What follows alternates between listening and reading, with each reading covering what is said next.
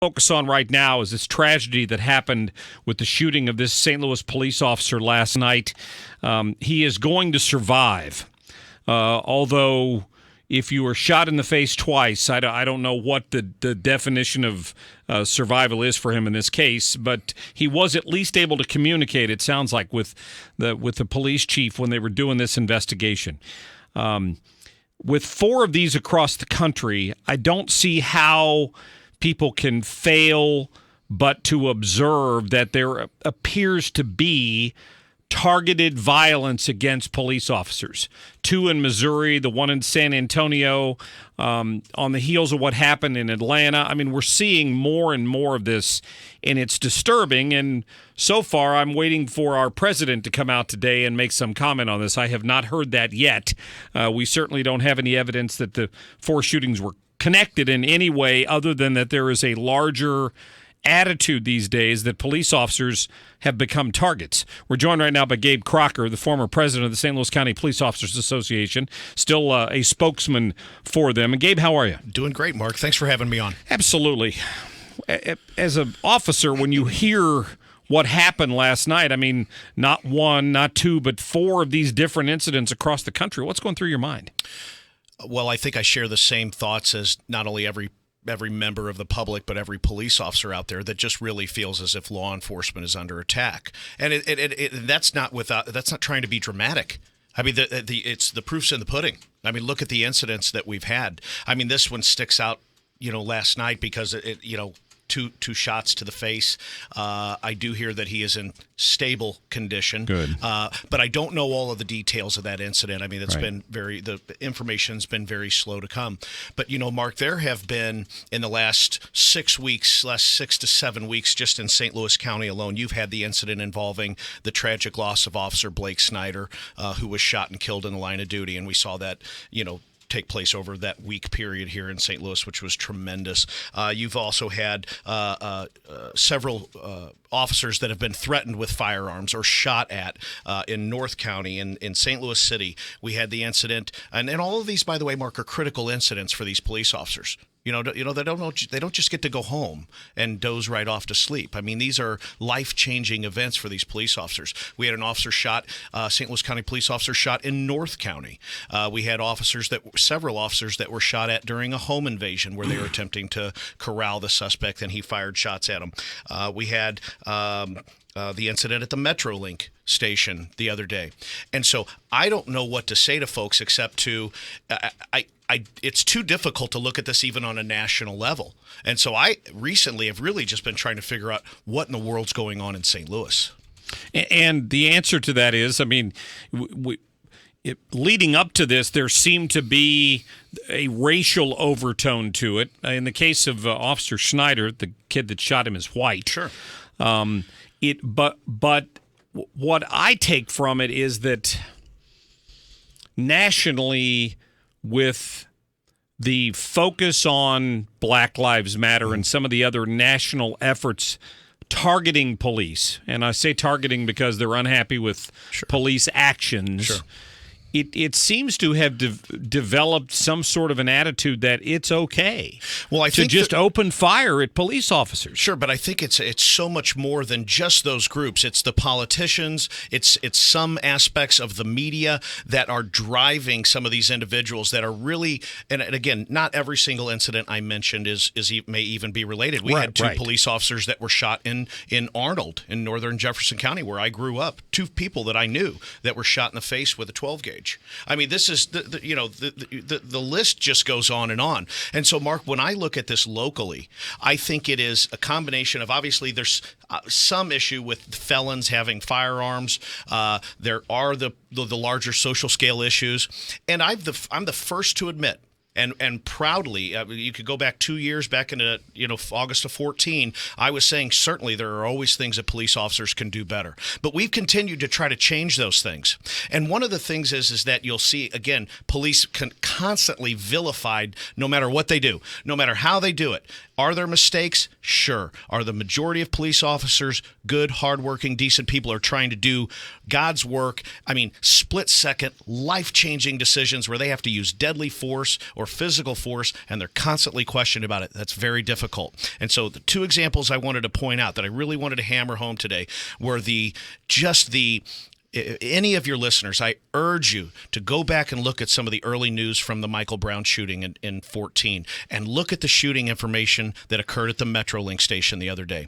There were officers that were being surrounded. They were being threatened. The scene was unsafe. There were people providing false information.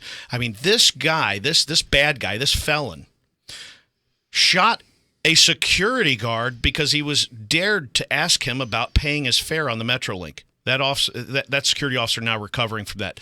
These two other officers, St. Louis County officers, some of the finest guys I know. I know them both, and I know them both well.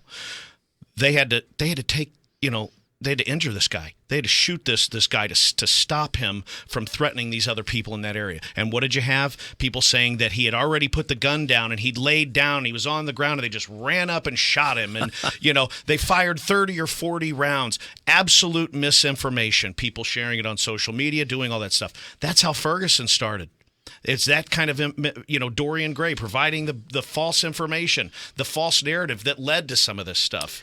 I mean, that's part of the problem. And police officers are constantly shouldered with this burden of everything. Every single thing that goes on right now in our society is blamed on police officers, and that's very difficult for us to deal with. It gets down to, do you proactively police or do you not? And it seems like the pressure from the criminals, certainly, but from some politicians and some other groups is that they don't want police to do their jobs anymore. And if you do it, you're perceived as being overly aggressive or in their face. Or racist. And that's a problem. Racist. Yeah, and that's tough, Mark. I mean, it's tough for a bunch of people that aren't racist to be called racist all the time. It gets a little bit old, and police officers do get frustrated at that. And by the way, I'm talking about white officers, black officers, Hispanic officers, all of them. We're all lumped together because we're wearing that uniform. We really don't have much of a difference in skin color when we're wearing that uniform and doing that job. And that's what we're constantly threatened with. Well, I'm not asking you to analyze what's going on in Chicago and New York, but I looked at their crime stats the other day.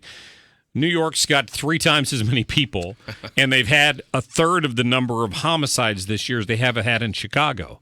And the police union president in Chicago is quoted as saying, it's out of control here because the politicians are dabbling and they won't let the cops do their job. Mark, we had politicians during the civil unrest during Ferguson who might as well have been lighting the matches themselves and pouring the kerosene on these buildings.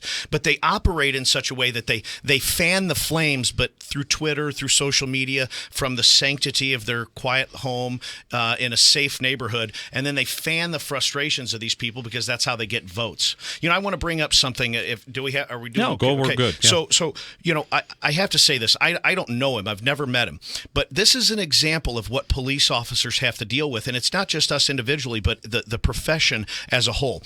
Tony Messenger from the St. Louis Post-Dispatch did a story the other day. I guess he is a columnist for him, and right. So it's not news, it's opinion, right? And so he writes this story. I don't have anything personal against him, but it's just from the very get-go, and what this is bringing up an incident that occurred in Lakeshire, tragic incident involving this young man who threw a planter through a window and invaded this home, and he had some connection to the family. Tragic situation, and that young man lost his life. Right? And that family had to go through that, and that officer had to go through it. I have complete sympathy, and I can empathize with the family and part of the story that Tony's telling. They're not getting all the answers. There's frustrations with the criminal justice system. But he writes the whole article as if everything's the police's fault or the fault of law enforcement. Right. And he's opening it up with quotes from Martin Luther King. And then the family's saying, let's take you back to August 14. Police weren't giving enough information. We weren't telling anybody enough. We weren't doing enough to feed the beast that is the media and let the people know. And so now what do? We've changed our ways. And so in that column, we're criticized for putting information out too fast. How could you put information out that fast? How could it be accurate if it was you made up your mind after only 30 minutes and that kind of stuff? And it's all veiled in that overtone, little undercurrent of racism and conspiratorial, and That is opportunistic, and I just think it's unprofessional journalism, if you can call that, because he's taking what I think is a legitimate news story. I feel for that family, and they deserve to have their voice heard. But it's done in such a way as to, I don't know if anybody's going to read this. Let's jazz it up a little bit, throw some racial undertones to it, police conspiracy, corruption. You throw those elements, and what does that do? It hurts police, and it hurts the community, and it hurts us and our ability to form any kind of relationship between it because someone's trying to sell papers or get clicks on their article. Again, nothing personal against him, but nobody talked to me about that. Right. I just wonder what his perspective is. Again, I have to reiterate, I feel for that family. But you can't have your cake and eat it too. You can't want all the information, want everything shared, and then criticize the fact that we're sharing it. I mean, what are we supposed to do in law enforcement? How are we supposed to build bonds with the community? Apparently, you're not supposed to do your job anymore, and then everybody would be happy, right? So right. that seems to be, and you and I have talked about this before. Sure. The effort since Ferguson was that the people didn't believe that officer had the right to stop and roll his window down and talk to Mike Brown in the middle of the street. That was somehow too aggressive. Had we just left Why him was he alone, harassing? it wouldn't happen. Yeah, if you just left him alone, that wouldn't have happened. But he had a box of Swisher Sweets in his hand, and he looked like the kid that had just strong-armed robbed a store. In fact, he had. So why should you not want your officers to do those sorts of things? So I want to keep talking to Gabe Crocker. He's our guest, former head of the St. Louis County Police Officers Association. We're going to get to a quick break. We're going to talk about this bigger issue and basically what happens now across the country. In the city, they're going to start riding two to a car. Well, what does that do to you? It cuts your manpower in half, right? You can't be everywhere, and there is already a shortage of officers on the street, and that's the world we live in. So 314-969-9797, 866-455-9797. We'll get to your phone calls, continue our conversation with Gabe Crocker right after this.